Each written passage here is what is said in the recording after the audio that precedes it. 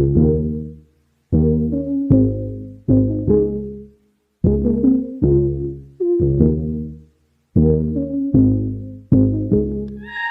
malam teman-teman. Bersyukur sekali hari ini kita bisa kembali dipertemukan di dalam ibadah virtual ini.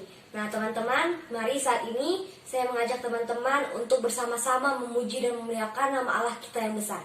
Mari kita bersama-sama menyiapkan hati kita naikkan satu pujian, Ku Diberi Kuasa.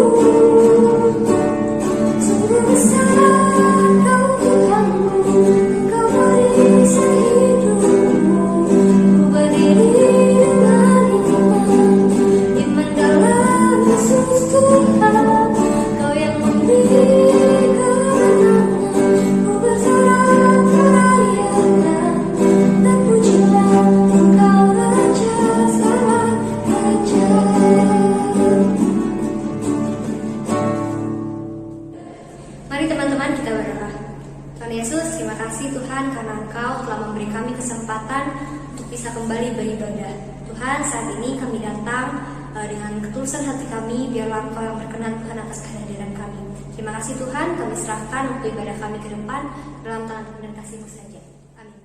Teman-teman, mari saat ini kita kembali memuji Tuhan. Kita mau menaikkan satu pujian yang mengatakan bahwa jangan pernah menyerah. Untuk setiap hal yang kita perjuangkan, untuk setiap hal yang kita harapkan, mari kita membawa semua rencana kita ke dalam tangan Tuhan. Mari kita naikkan pujian ini, jangan pernah menyerah.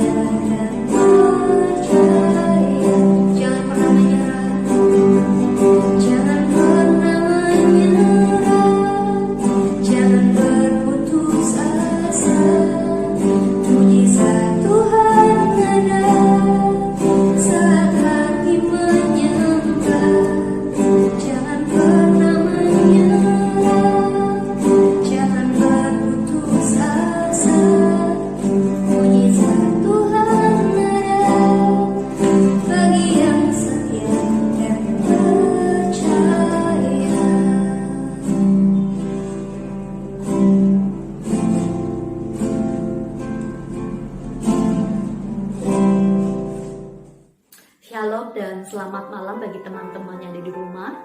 Kita bersyukur kalau kita masih dalam keadaan sehat, dalam keadaan baik. Tuhan memelihara kita dan menolong setiap kita.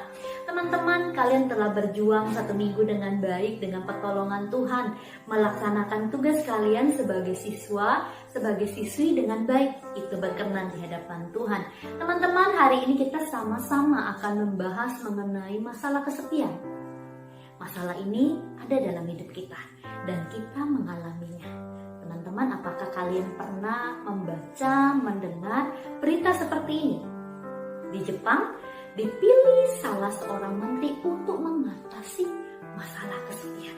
Nah, teman-teman bisa membacanya seperti ini. Teman-temanku, hari ini kita mau sama-sama melihat firman Tuhan. Bagaimana firman Tuhan menolong kita mengatasi masalah kesepian. Sebelumnya mari bersama-sama kita berdoa. Tuhan, kami datang kepada Engkau malam hari ini, memohon pertolongan Engkau Tuhan, supaya kami diberkati oleh firman Tuhan. Jaga kami ya Bapa, lindungi kami bila firman Tuhan menyertai kehidupan kami. Terima kasih karena Tuhan menjaga kami. Terima kasih karena Tuhan telah menjadi juru selamat dalam kehidupan kami, menyelamatkan diri kami, orang berdosa. Ini kami yang mau datang kepada Tuhan, sucikan kami dan kuduskan kami. Firman Tuhan menolong setiap kami. Dalam nama Tuhan Yesus kami berdoa dan kami bersyukur. Amin. Rasa kesepian merupakan salah satu permasalahan yang sangat sering dialami oleh manusia. Mulai dari kalangan muda sampai kepada kalangan dewasa. Di Amerika telah mengadakan sebuah survei mengenai rasa kesepian. Hasil yang didapat menyatakan bahwa angka dari rasa kesepian menjadi hal yang sangat serius. Di Indonesia sendiri, permasalahan ini juga masuk di dalam kasus yang sangat serius. Di eksperimen yang dilakukan oleh BBC News Indonesia menyatakan bahwa generasi muda lebih rentan merasakan kesepian ketimbang mereka yang lebih dewasa. Sekitar 27%, lebih dari 75 orang pernah mengalami rasa kesepian. Akibat dari keadaan ini, mereka mengambil langkah yang salah, yaitu mereka mengakhiri hidup mereka karena mereka tidak sanggup untuk menghadapi rasa kesepian ini. Rasa ini seringkali membayang-bayangi generasi muda pada saat ini, termasuk dalam masa-masa pandemik saat ini. Jika kita melihat lebih dalam lagi, sebenarnya apa yang dimaksud dengan kesepian dan apakah kesepian itu sama artinya dengan kesendirian? Pemahaman kesepian dan kesendirian itu jauh berbeda.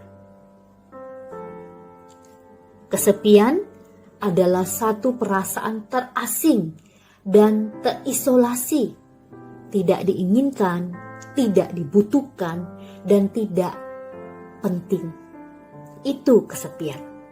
Sedangkan rasa sendiri, itu kita berada jauh dari keluarga, jauh dari kerabat, jauh dari sahabat. Kita merasa sendiri untuk sementara waktu. Akan tetapi, rasa sendiri akan berlalu dengan berjalannya waktu. Ada yang berpendapat bahwa kesepian adalah kekurangan gizi pada jiwa. Kekurangan gizi pada jiwa. Hal ini terjadi karena jiwanya hanya diberi makan dari hal-hal yang tidak berarti, yang tidak mempunyai nilai kekekalan, dan yang tidak dapat memuaskan. Teman-teman yang dikasihi dalam Tuhan Yesus Kristus, malam hari ini kita coba akan melihat kehidupan seorang anak Tuhan dalam masa-masa kesepiannya, bagaimana dia bangkit dan bagaimana ia berjalan dan dia dimenangkan. Hari ini kita akan belajar mengenai seorang Daud. Mari teman-teman, kita akan membaca firman Tuhan yang terambil di dalam Mazmur 27 ayat 8 sampai yang ke-10. Mazmur 27 ayat 8 sampai yang ke-10. Demikian firman Tuhan. Hatiku mengikuti firman-Mu. Carilah wajahku, maka wajah-Mu ku cari ya Tuhan. Janganlah menyembunyikan wajah-Mu kepadaku. Janganlah menolak hamba-Mu ini dengan murka. Engkaulah pertolonganku, janganlah membuang aku dan janganlah meninggalkan aku, ya Allah penyelamatku. Sekalipun ayahku dan ibuku meninggalkan aku, namun Tuhan menyambut aku. Sekalipun ayahku dan ibuku meninggalkan aku, namun Tuhan menyambut aku. Jika kita melihat dalam pasal 27 ini secara keseluruhannya, Daud pernah menyatakan ia berada dalam ancaman bahaya di ayat yang kedua di sana. Terus di ayat ketiga dia menyatakan dia pernah dikepung oleh tentara. Sampai kepada rasa ia ditinggalkan di ayat yang ke-10. Dalam Mazmur 27 ayat 10 mengisahkan kehidupan pemazmur yang ditinggalkan oleh orang-orang terdekat, tidak dikasihi, ditolak oleh orang-orang terdekat. Ketika saudara-saudaranya jadi tentara Israel, maka Daud hanya dipercaya mengembalakan beberapa hewan ternak saja. Sampai suatu saat Nabi Samuel datang kepada keluarga Isai untuk mengurapi seorang dari keluarga itu menjadi raja Israel. Daud seorang yang tidak dihiraukan oleh keluarganya. Ia dibiarkan sendiri mengurus ternaknya di tengah kehebohan yang terjadi pada anggota keluarga yang akan dipilih menjadi seorang raja. Nabi Samuel akhirnya bertanya kepada Isai, apakah masih ada anggota keluarga yang tertinggal? Barulah Daud dipanggil dan kemudian diurapi untuk menjadi raja Israel, menggantikan Saul. Liku-liku kehidupan yang Daud alami sangat berat. Lantarannya tidak ada yang diajak berbagi, tidak ada yang mengerti, terisolasi, bahkan seperti tidak dipedulikan. Hal-hal inilah yang membuat dirinya hidup dalam rasa kesepian. Akan tetapi, hal yang luar biasa yang terjadi kepada Daud ialah dalam rasa kesepian, kesendirian yang ia alami, ia menjalani kehidupan yang sangat dekat kepada Tuhan. Sebab Tuhan selalu ada dalam dirinya. Tuhan adalah sahabat sejati yang dapat dipercaya Daud saat dia diabaikan, saat dia ditolak, saat dia merasa tidak dipedulikan. Tuhan menjadi sandaran kehidupannya. Ini dapat dilihat dalam lanjutan ayat-ayat yang terdapat di dalam Mazmur 27, di mana Daud tetap memiliki rasa percaya kepada Tuhan Allah yang mengasihi dirinya. Dalam kesepian Daud memilih untuk dekat kepada Allah, sebab hanya dekat Allah saja aku tenang, daripadanya lah keselamatanku. Hanya dekat Allah saja aku tenang, daripadanya lah keselamatanku. Mazmur 62 ayat yang kedua. Itu yang Daud nyatakan, dan itu yang Daud telah hidupi dalam kehidupannya. Teman-teman yang dikasih dalam Tuhan, kita telah mendengar firman Tuhan. Biarlah kita hari ini mau sama-sama menyadari itu ada dalam hidup kita. Kita mau sama-sama belajar. Yang harus kita lakukan adalah pertama, tidak usah bawa perasaan. Bawa perasaan ketika teman-teman kita tidak menganggap kita, tidak mempedulikan orang-orang terdekat kita, orang-orang yang merasa kita tidak berarti, teman-teman. Tidak usah didengarkan. Karena perkataan-perkataan itu tidak membangun kita, malah merugikan kita. Hari ini kita mau sama-sama dengar apa yang Tuhan katakan akan hidup kita. Rencana Tuhan dalam hidup kita, dalam kehidupan kita, Tuhan yang pegang kendali. Oleh karena itu, dalam masa-masa kita kesepian disebabkan oleh orang-orang di sekitar kita, ingat, kita mau dengar apa yang Tuhan katakan dalam hidup kita. Dia Allah yang mengasihi kita, Dia Allah yang menjaga kita. Kita tidak perlu pernah mau dengar perkataan-perkataan yang tidak membangun diri kita. Jadi teman-teman, dengarlah perkataan firman Tuhan tentang diri kita, hidup kita di dalam tangan Tuhan. Yang kedua, teman-teman, kita mau sama-sama menyadari kesepian ini masalah hati, teman-teman. Hati kita. Oleh karena itu, kita berdoa, Tuhan biarlah hati kita diubah, hati kita dipenuhi sukacita daripada Tuhan.